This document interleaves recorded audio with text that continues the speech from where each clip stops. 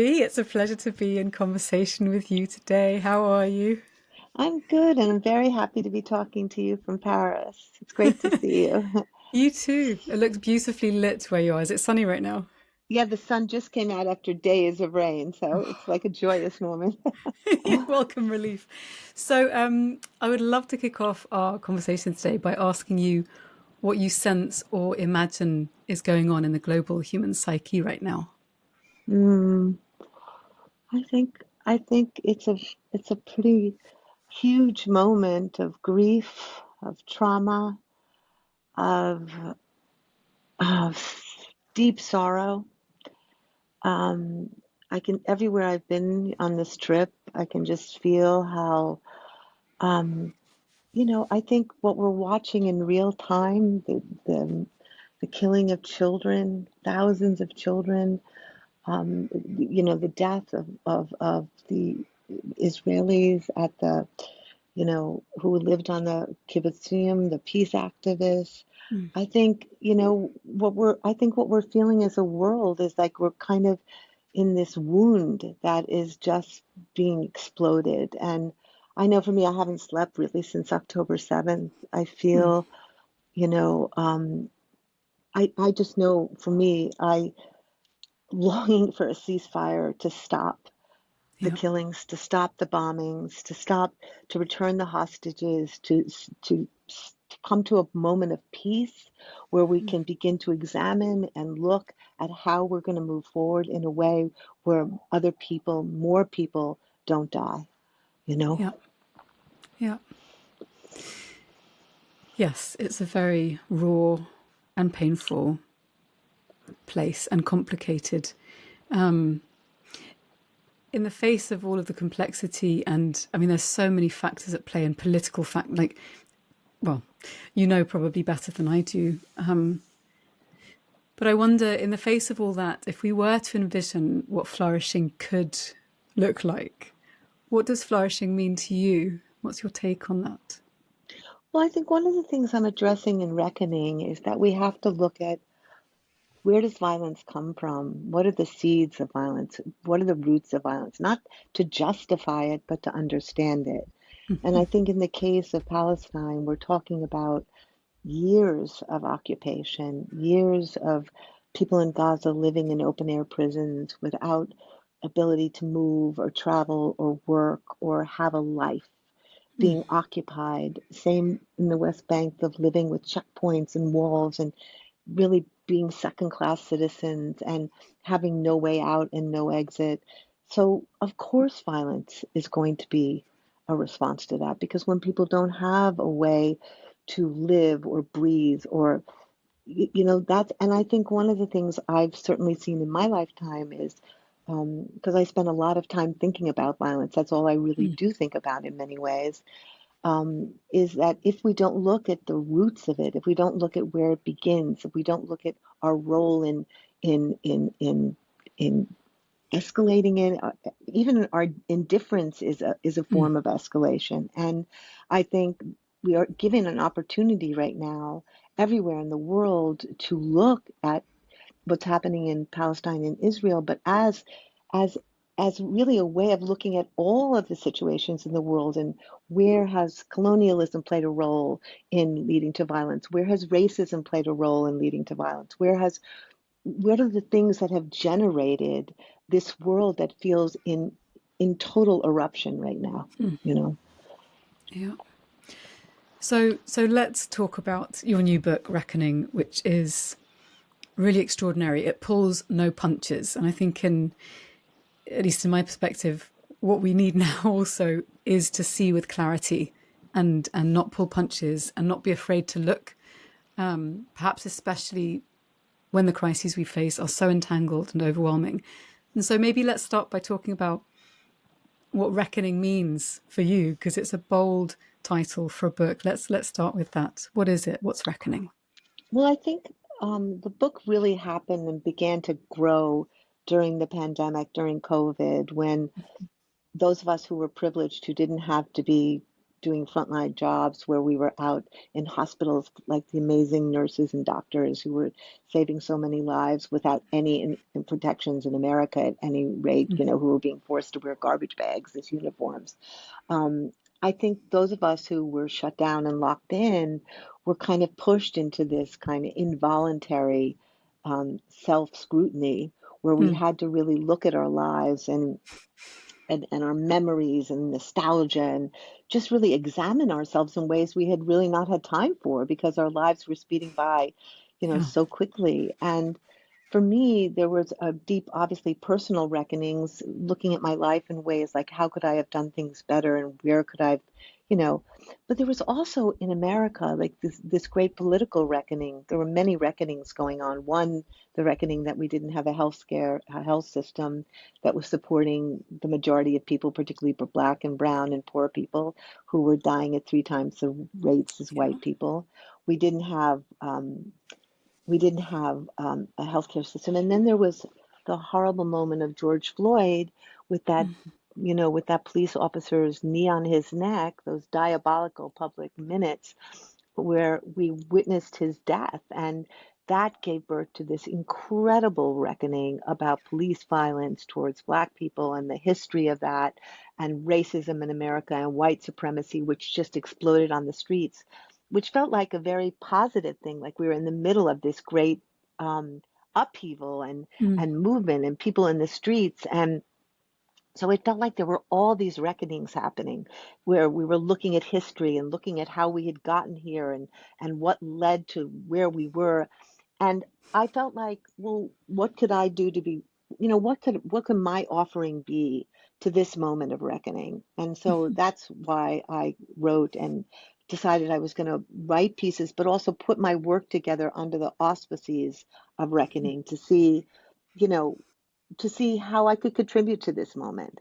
Mm. And so it really began with looking at like what are the themes of ways that I've reckoned and what have I reckoned with over my lifetime. And I began to kind of weave that story together. Mm.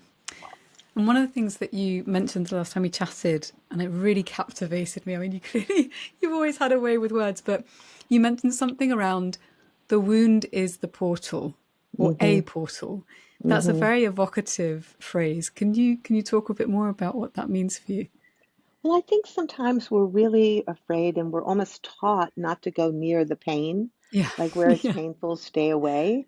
Yeah. And my experience has taught me if we move towards the wound, if we move towards where it's painful, there is often a doorway there.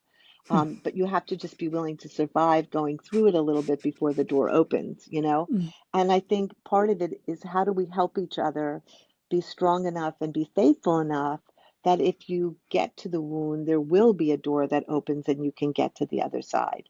And I Mm. think, my experience has always been like in thinking about my past or sitting with women around the world who have been through some of the worst atrocities that just being present, just listening, just being there so women can tap into the pain, the worst, and they could be held or they could be seen or they could be Yeah. heard in that moment allows them to turn that pain into something else. And Mm. so they're not caught by that pain because if we don't feel the pain, we become in some ways, you know, controlled by it, right? It, Yeah. it starts Yeah. to determine our lives in very specific ways. And I think also there's something around when we don't name it and we don't allow ourselves to meet it, even though we might feel like we're shut off from it and we're safe, it can create situations again, or we can create situations again and again when we're invited to make contact with and heal that part or that pattern or whatever, and we don't take up the mantle, we don't cross that threshold.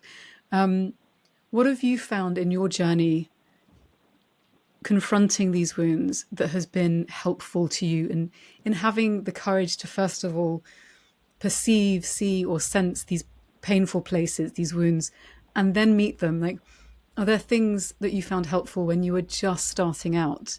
Because I think often it's that first step that can feel so unbearable. Where Mm, do we go mm. first?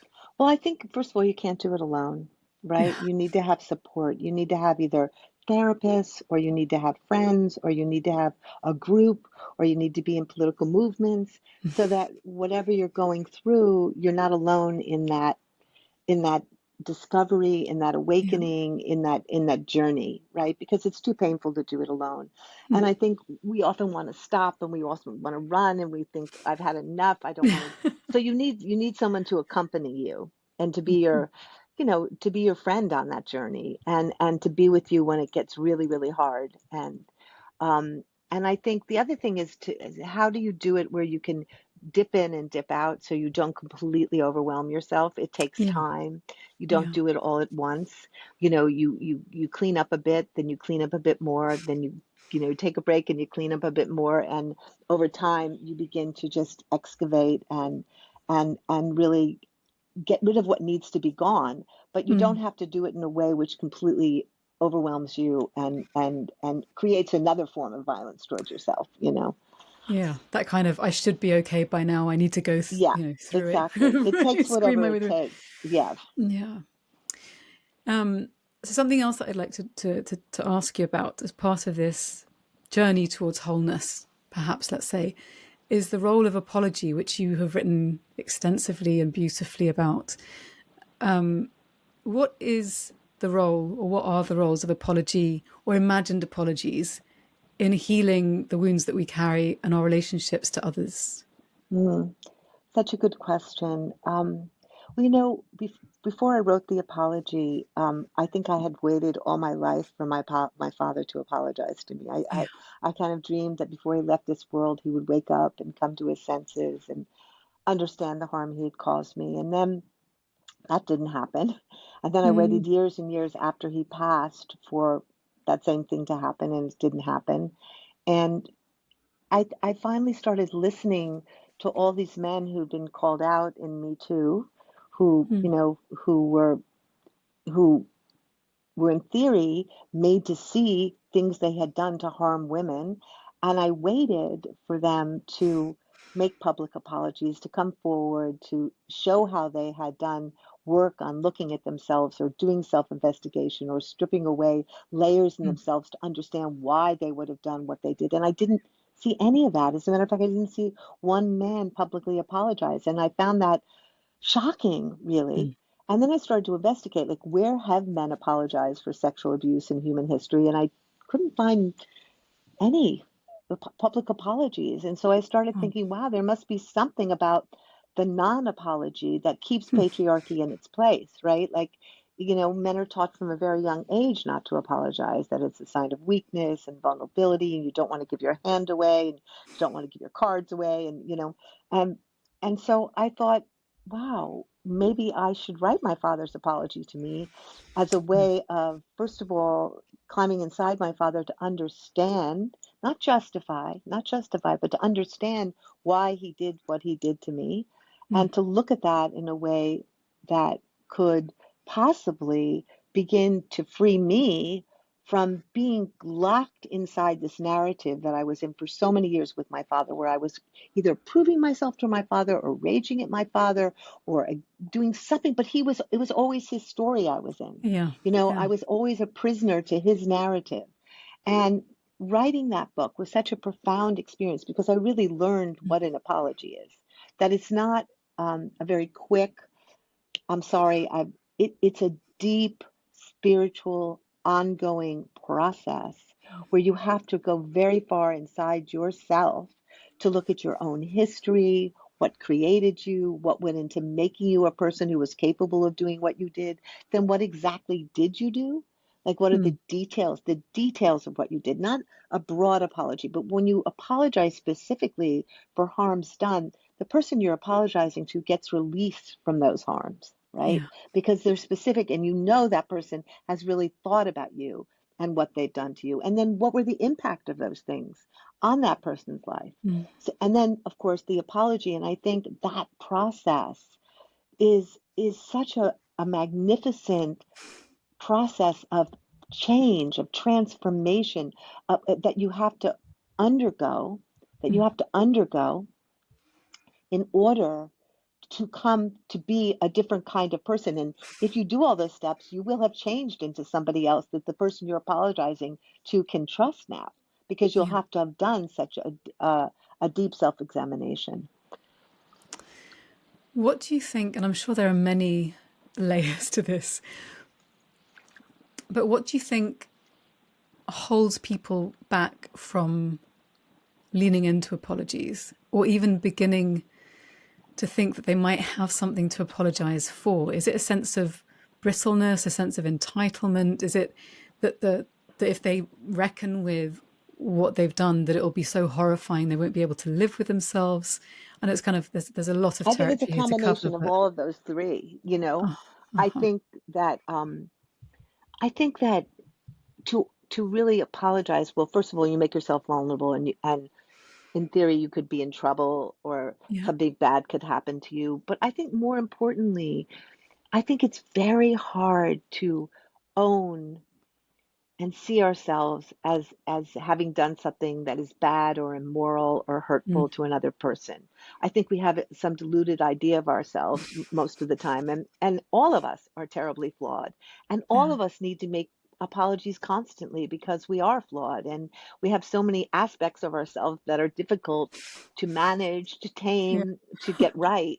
I mean, that's why the apology, I think, is here as a way of allowing us to move through our imperfections. So I think part of it is like, if you have power and if you have privilege, you don't really need to apologize because you mm, own the world, right? And why should you apologize? It just puts you in a weaker or vulnerable position where, I do think that if men began to apologize in a really deep way, and that inspired other men to apologize, the mm, whole structure of patriarchy, I think, would begin to fall apart, because I think it's really held up by the refusal of those in that system who have dominated or occupied or hurt or brought about violence or done things to mm, people, that not admitting it, you know, um, keeps everybody kind of stuck in the person who was victimized feeling like they're insane, because yeah, no one ever admits it, and the person who's done it having all the power. yeah. And I think what we have to move towards is that kind of vulnerability.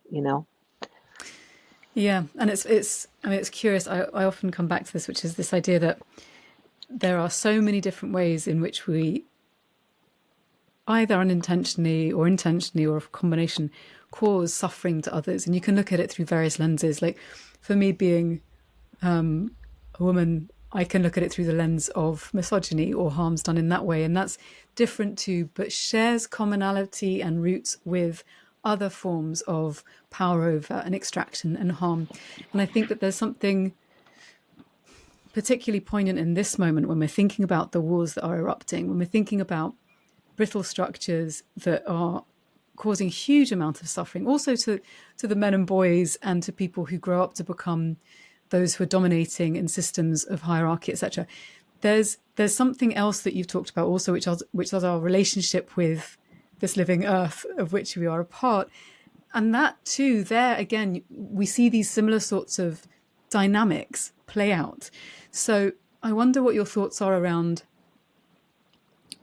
where our current relationship to the living earth is and what we could do to change how we relate on a fundamental level, because I think they're all intertwined. Yes, I do. Well, after I wrote the apology as a book, I realized that I had an apology to make, which is in the reckoning to the earth, because I feel for so many years I was disconnected from the earth, as I was disconnected from my own body, because I think after you are raped or after you're brutalized, you leave your body because it's Yeah. it's a landscape of too much pain. And so I realized that I didn't have a relationship to the earth, that I shunned the earth. I was scared of the earth. I had a lot of fear of the earth because the earth was so alive, and I didn't know how to live in that kind of aliveness. It was too terrifying. And I think after I got sick, about 14 years ago, I began to find my way back to the earth.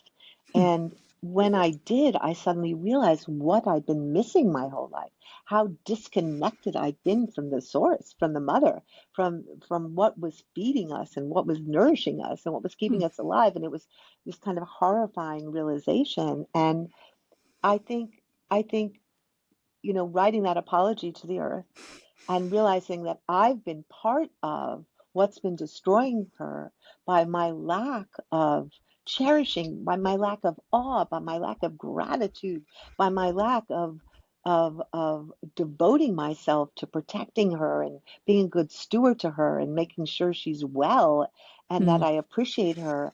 Um, it was a very profound thing. And um, I feel now that that connection I have to the earth, that I live in the woods now and I live with the birds and I live with, water and I live with sky and I live with land and trees and trees and trees. And it's changed me.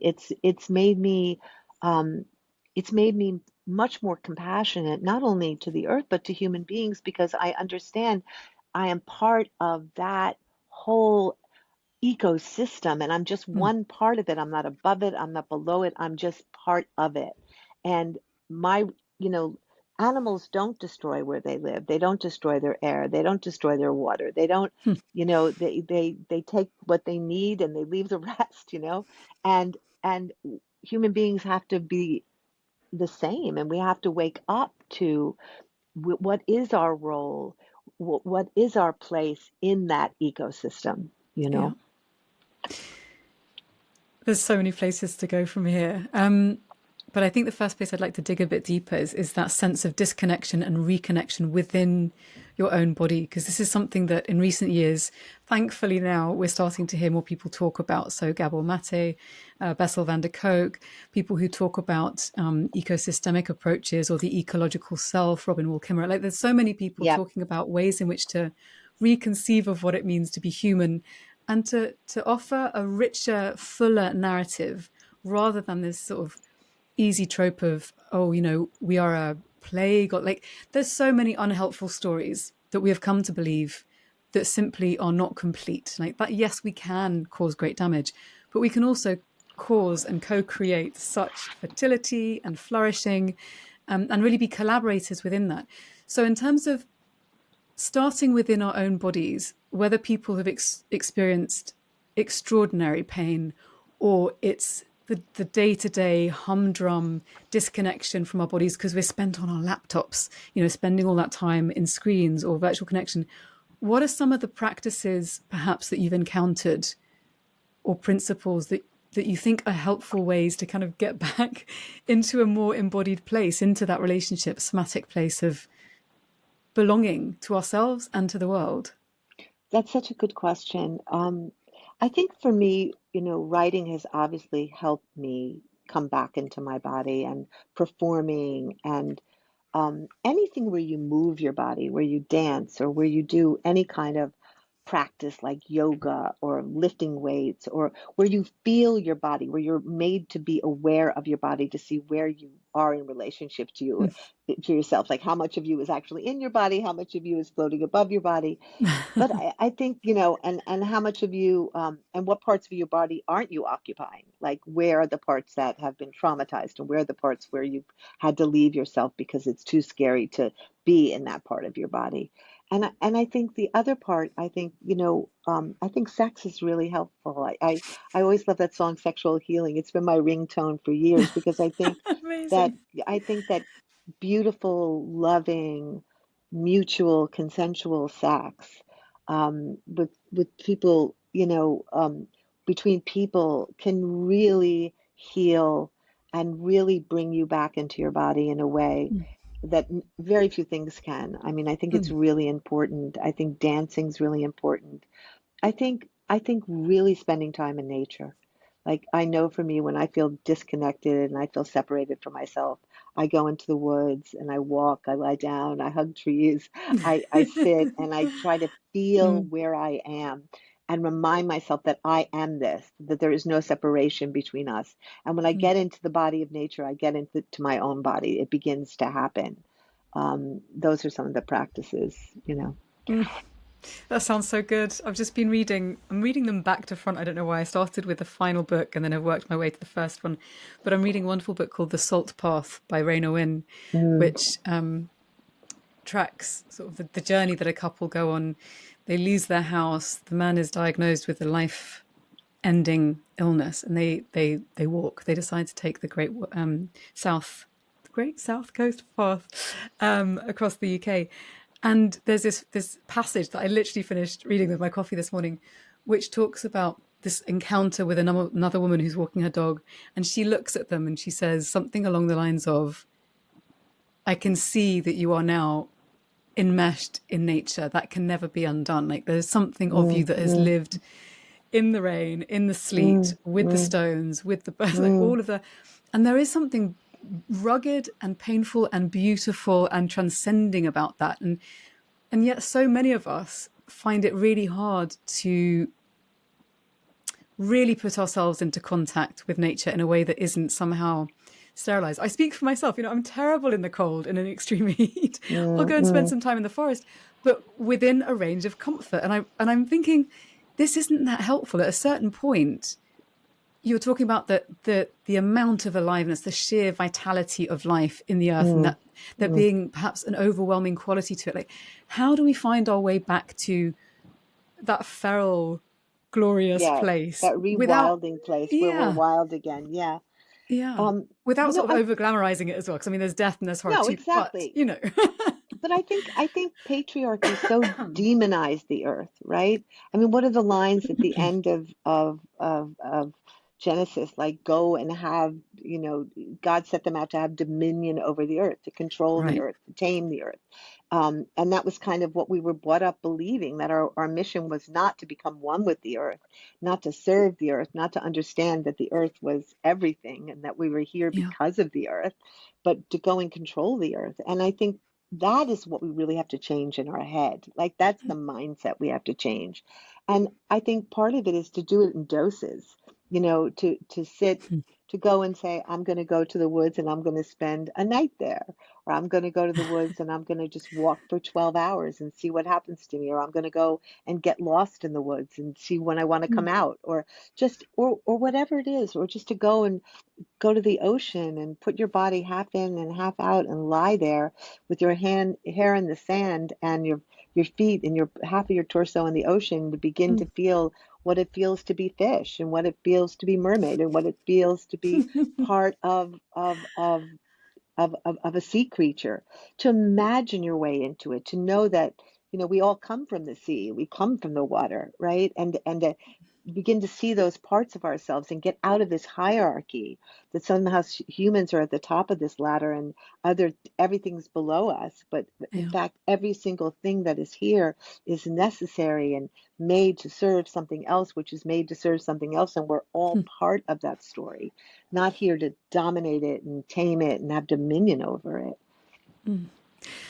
So let's talk about imagination a bit, because that's something which is so important. And I find that, at least when I get into a stressed, anxious, or fearful space, my imagination can be my own worst enemy, right? It kind of goes down those repetitive, well worn lines, and constriction and contraction often happens. And so there are these moments when, instead of contracting and getting rigid and hunkering down, if we have enough presence of, I kind of want to say like heart mind or whatever, if we're present enough to the moment, we can choose to imagine differently. And so I wonder, what do you think is the role of imagination and perhaps beauty in the arts in creating these kind of portals back into a different kind of life, a different kind of system, a different kind of relating? I think imagination is everything. I think if we can't imagine the world we want to live in, if we can't imagine a future we want to walk into, we can't actually create it, you Yeah, know? And I think, unfortunately, part of what we spend so much time doing in our lives is resisting all the violence, all the oppression, all the ways people are trying to subsume and take away our rights, all the ways people are trying to undermine us and make us laugh, rather than spending our times creating a world and creating a vision of a world where we want to live. And yeah, and and and I think I think art, the function of art is to both make us aware of where we are and to feel where we are, but also to begin to catalyze our imaginations so that we can begin to see another way of being here and living Mm, here. And even if it feels hokey, and even if it feels a little sappy at first, just to begin to say, like, what is the world we want to live in? What are the qualities of the world? What are the conditions of the world? What are the ethics of that world? mm, What rules would we all agree to that would would make us want to wake up in the morning? Would make us want to be involved with each other if we were actually fighting for a world where people were loved, where there was no hierarchy between people, where some people didn't matter less than other people, where mm, everybody's story mattered, where we all got to live with food and a house and education and well-being and clean water and a very small you know minority of people didn't own all the resources where the mm. rest of the people were starving and struggling. I mean, what is the world that we want? And I think it's an exercise we all need to do regularly in our personal lives, but also in the general bigger picture so that we can begin to create that world, right? Yeah. I sometimes think I've spent so much of my life ending violence, fighting violence. And this last part of my life, I want to spend my time creating a vision, creating a world that feels so delicious and so divine and so inviting that people are like, oh, I don't want that world. I want this world. I want to Mhm. move over here. So what do we do to create that world? Have you come across the work of Rob Hopkins, who wrote a book From What Is to What If? No, no. No, I think maybe I should connect you. He has a Yeah. wonderful podcast, From What If to What Next. And he has a very resonant take, as what you just described, to this sense of how do you plug people back into a sense of longing. And that's it. It's that Mm-hmm, yearning for mm-hmm. something where, Yeah. we can all hope, well, maybe not all. I don't want to speak into too larger generalities, but most of us have experienced pockets of joys in our life. And I think if you've got even one or two experiences of that, there's some kind of reference point, some place in the inner territory that you can look to and go, I know what that feels like. I want to expand that, grow that, and go from there. And there's a sense of what would it look like, feel like, sound like, sense like to wake Mm-hmm, up in a future which is different to where we are now, where maybe there aren't all of the problems having been solved, but there are these qualities that you were speaking about of kinship and mm-hmm, sufficiency and community.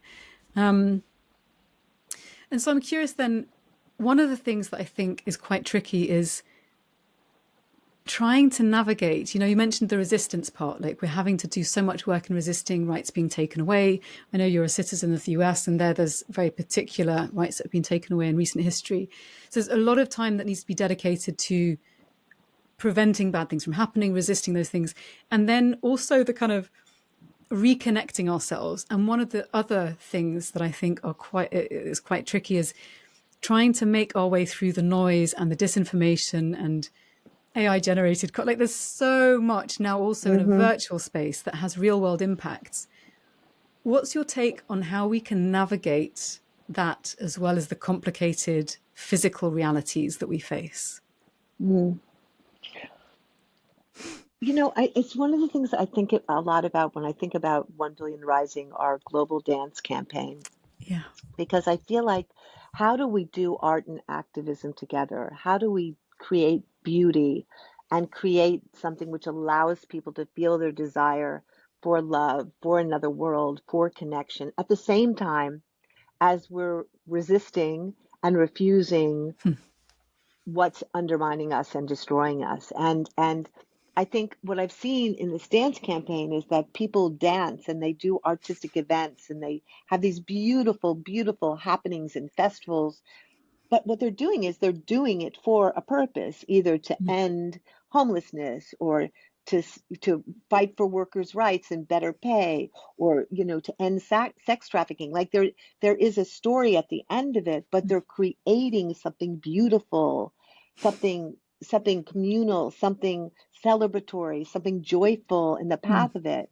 And I see it really at City of Joy, which is this beautiful place that I was privileged to co-found with Christine Schuler Deschryver and Dr. Denis Mukwege in the Congo in eastern DRC, which is a revolutionary center and a sanctuary for women who have been horribly abused sexually during the war or in their lives. And women come and they're very broken and very, they've been through horrible atrocities. And the whole point of City of Joy, which is totally run by the Congolese, is to heal people through therapy, through dance, through art, through communications, through education, through learning their rights, through working on this beautiful farm that we have, so they learn permaculture and they connect with the land and they heal themselves through the connection to the land.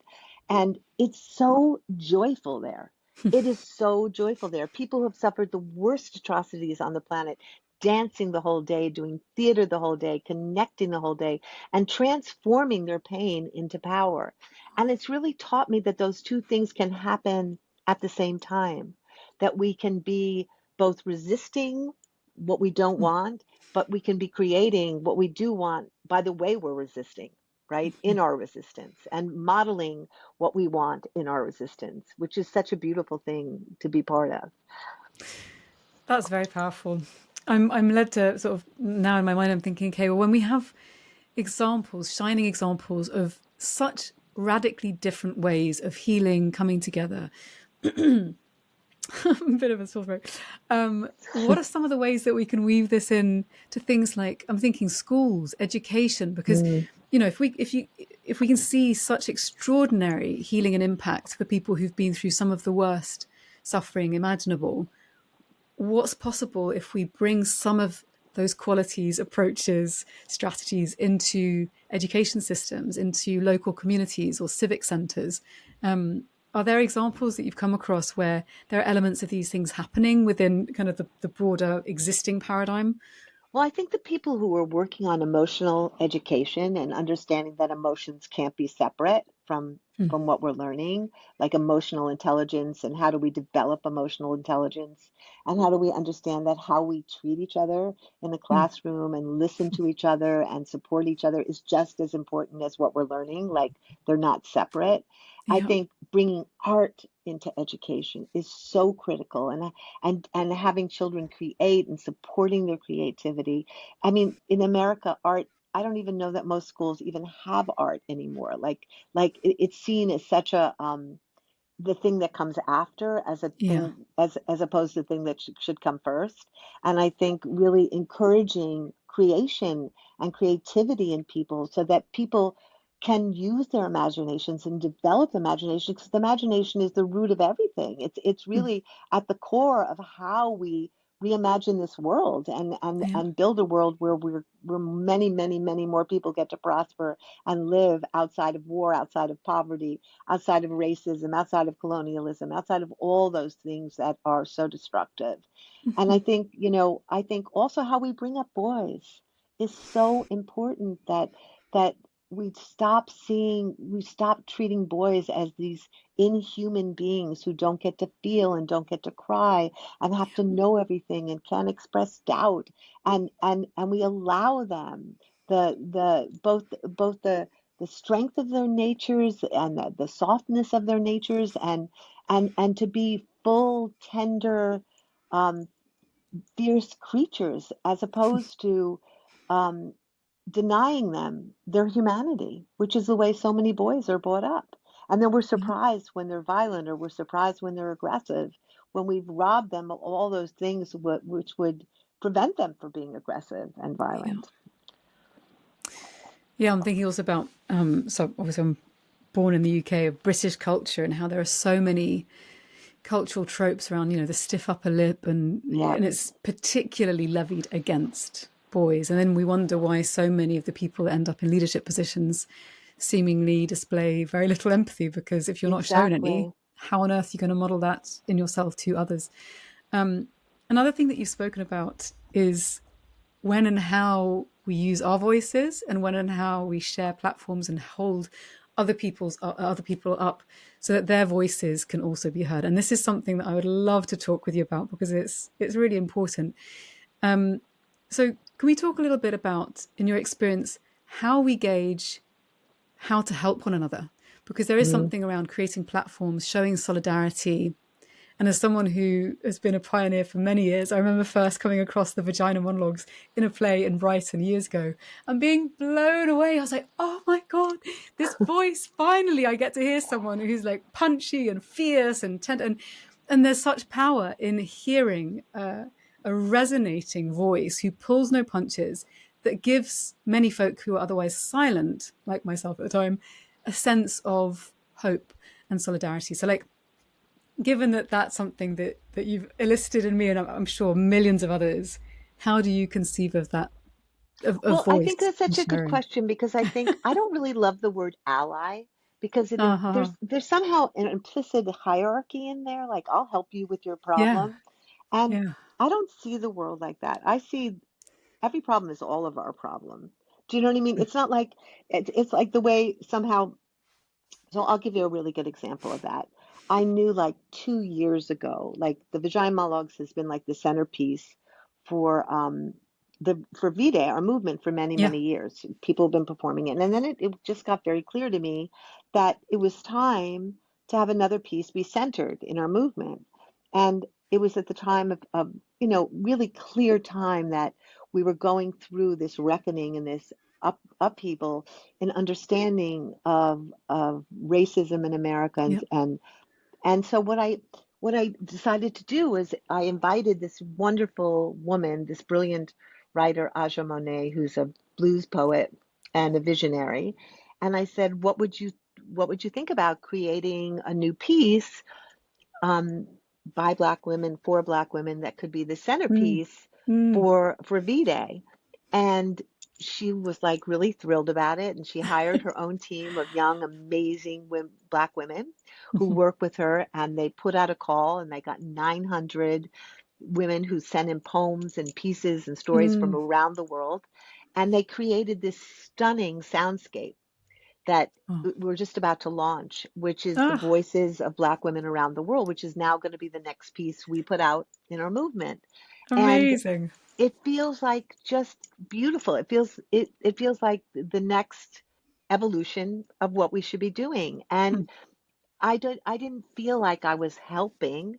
I felt like I needed that to help happen for me. I needed to know those voices and hear those voices. I needed to be part of that evolution, and that understanding. And so, we launched it in Ghana last December, and 400 people came and Wow. lay outside with headphones and eye masks and listen to these amazing stories. And it was just magnificent. And I feel like those of us who have privilege and those of us who have had the ability to have our voices be heard, certainly at this point in my life, what I want to be making sure I'm constantly doing is like where, you know, when I'm at the table, who's missing at the table, Yeah. and how do I make sure everybody's at the table, and then how do I use any privilege I have or any platforms I have to make sure other people share those platforms and are present in those platforms. And that Mm. just feels like a delight. Mm. It feels like um, again, what is the world we want? The world I want is where no one's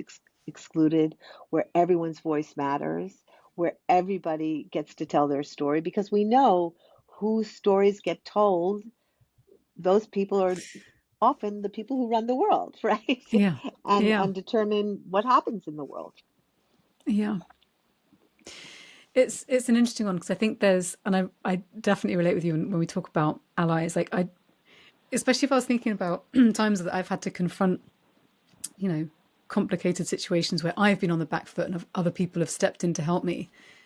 The help I've most appreciated is when someone's stood beside me to help.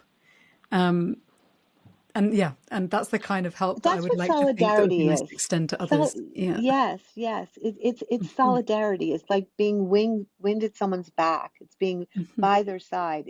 It's not saying I'm going to tell you how to do it and I'm going to have an idea Right. for you and I'm going to rescue you or save you, because nobody needs saving. People Yeah. need people need solidarity. People need to be seen. People need whatever they need, and they can ask Yeah. for it. right? Yeah. But it's not up to you to determine what people need. It's up to other people to determine what they need. And your role is just to shut up and serve, like Yeah. to be there in a way where you can just listen and hear and help in any way that you're being called to to um to lift someone up. Yeah. And I think part of that requires being still and being quiet and not injecting yourself, and not thinking you have the best idea in the room and not thinking you Yes. know how to tell people what they need, but really trusting that people often, if not always, know what they need. Yeah. And you just have to be there to have them say it to you so you can join them in whatever that story is. And I think to that point, there's definitely something there around being really present and able to listen deeply and then shut up and listen. Because Hmm. a lot of us are not trained how to do that. And it can really take effort to listen well, like nonviolent communication. There are methodologies for helping us to tune into a different space and to approach things from a less, I don't want to be too sort of like, less egotistical, but less I, me, Hmm. self-centered perspective, and more let's move into the real discovery of what is it that's going on, that curious stance, as opposed to the wanting to deliver knowledge stance. Or And that's quite assuming a we different. know, just assuming we Mm, know yeah. Yeah. answers or we know people or we know anything. Like so much Mm, of the older I get, the more I realize how little I know. Like, yeah. you know what I mean? It's like you get to this point where you're suddenly like, what do I know? Like, Yeah. yeah, like I just want to now open my brain and open my consciousness and in a way be lost and let Yeah. people and situations and circumstances inform me and teach me now. I think when you're younger, you're so scared not to know because you're Yeah. going to be Totally. found out as being stupid or being found out as being. And I think when you get older, you get some amount of security to say you actually don't know. Yeah. Right. You're not getting tested for every few years to, No, make sure your exactly. performance or um, and so we talked a little bit about art moving people. I know that you've also got a musical piece on climate change coming out. Hmm. I would love, if you're willing to hear a little bit more about that, because that sounds wonderfully exciting. Well, I can't talk too much about it because it's in the Okay. making, but Okay. I think what we're trying to create is an emergent piece um, that really speaks to our times and we've been in this process for 4 years of writing these Mm. songs, which I love. The songs are, I think, really beautiful, but we're finding the form of this piece that isn't a quote musical, but is actually hopefully evolving in real time, that is going to kind of align itself with the climate catastrophe and with climate change and with where we are, to help give people energy to express what people are really feeling collectively so that people Mm. don't feel alone. Um, it's anthemic to charge people so they feel they can fight, and also to express sorrow and to express people feeling like it's the end of the world and feeling like maybe it's the beginning of the world, and maybe all the things that we're feeling at this time in music, with some text scattered throughout, but just Mm. something that is something that's becoming. The title, I think becoming is in the title. It's becoming, Yeah. like what is climate change doing to us that is evolving us as Mm. human beings at this moment, pushing us to a new state of consciousness to figure out how we're going to live and Yeah. survive and transform in the face of it, you know. This is very exciting. Do you have a sense of when it might emerge I itself, think or? next fall we'll have our first Okay. presentation of it in the States. Yeah. And so if people want to find out more about that particularly, They can how definitely do go they? to my website, Okay. eveensler.org. Yeah. Okay. Fantastic. Um, so before we move to the last couple of questions, I want to ask you more about this iconic idea of eating the apple as something which is around awakening to your deeper self. Do you want to share a little bit about that? Because it's, to me, it Yes, just makes me think of Adam and Eve, and actually before Eve there was Lilith, and then the serpent in the garden, and these beautiful imaginaries that we've since demonized, that for me are just so replete with life and possibility. Anyway, I mean, it's absolutely. just very exciting. Well, for so many years when my name was Eve, it was a bit of a burden because obviously Eve brought sin into the world, and Right. I mean everything bad. It was the downfall, Yeah. right? I mean, and it was a No really pressure. it was a hard name to carry around as a 6-year old, right? Um, but I always felt the story of the serpent. There was just something there that was just off, right? And then I was studying a lot about plant medicines and psychedelics and mushrooms, and I saw this 13th century painting of a snake wrapped around a mushroom tree.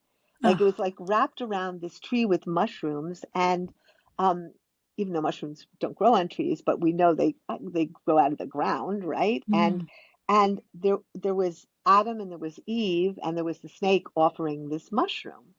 And I thought, interesting. wow. And then I started realizing that God had said, if you eat of this tree, you will be like me. You will see everything. You will come into mystical, divine knowing, right? Mm, And I thought, well, of course it was about like eating mushrooms and eating, something psychedelic. So I started to really imagine, what if that were true? What if Eve ate the apple? Like she was in like a kind of a meme garden, like a fake garden, mm, which was the father's garden, which he had created based on the original garden of the mother, but it was a meme, right? A kind of, mm. and that she saw that the snake offered her the mushroom, wasn't an apple, it was a mushroom, and and she ate it, and she returned to the mother's garden, and she saw what it had been like before patriarchy, where we were connected, where were all living as one with nature, with each other, where sex wasn't sin, where we can just go down the list, which is the last essay in the book of what I imagined it to be. And that she was so generous, she went to Adam, you have to eat this, you have to see what I've seen. You know what I mean? You have to wake up. You have to get that this isn't the real garden. The real garden was before this garden, before patriarchy dominated us, and before patriarchy shut down our sexuality and killed off our intuition and destroyed what we truly know and what we really want and what we really feel and made us believe we were powerless and took us out of our bodies and took us out of community and detached us from the earth. And I think there are all kinds of ways we can get back to that knowing. And one is obviously eating plant medicines because they expand your consciousness and you Mm, touch into that reality and you suddenly go, oh my God, this is in us. This is inside of us, inside our mm, consciousness. It's been there forever and we need to expand it and catalyze it and make more of it so that we can live into it. And the other thing is, how do you keep living in community with people, and how do you keep dreaming with people, and how do you love people in a way that inspires you to begin to create a world where you feel safe, where you yeah. feel inspired, where you feel loved, where you feel you can grow and you can evolve, as opposed to always feeling like you're on the defensive and you're a victim and you have to always be fighting and there with your fist up because someone's coming at you. Like Mm, there's another way we could be living here. And I think eat the fucking apple means just that. Like eat it.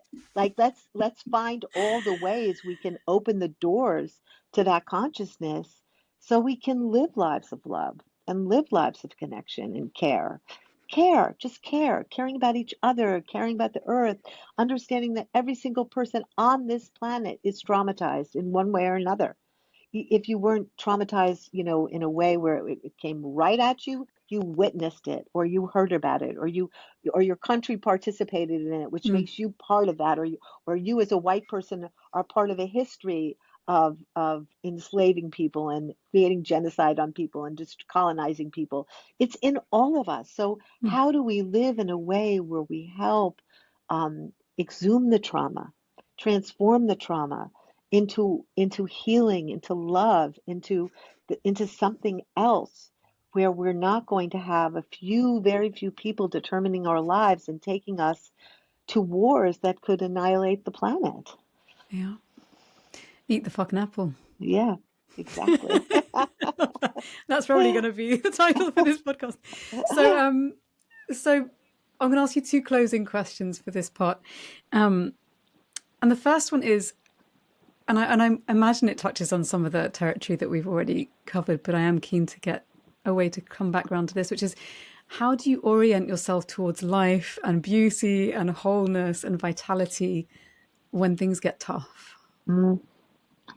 It's such a hard question because these last months since October 7th, um, first with the terrible murders and then with this horrible, horrible, horrible bombing and killing of children and women, um, I just felt sickened. I felt like I don't want to be in this world if this is how human beings are acting and accepting acting, and that there would be somebody in the world who didn't want a ceasefire. There would be somebody who didn't want to see the ending of to see stopping of murdering people Mm. straight out and depriving people of water and depriving people of fuel and depriving babies of incubators who are trying to survive, who are premature, and it just feels so devastating to me. And I really haven't been finding a lot of joy. I mean, I've been traveling on this book tour and I've been happy to be in community with people talking about.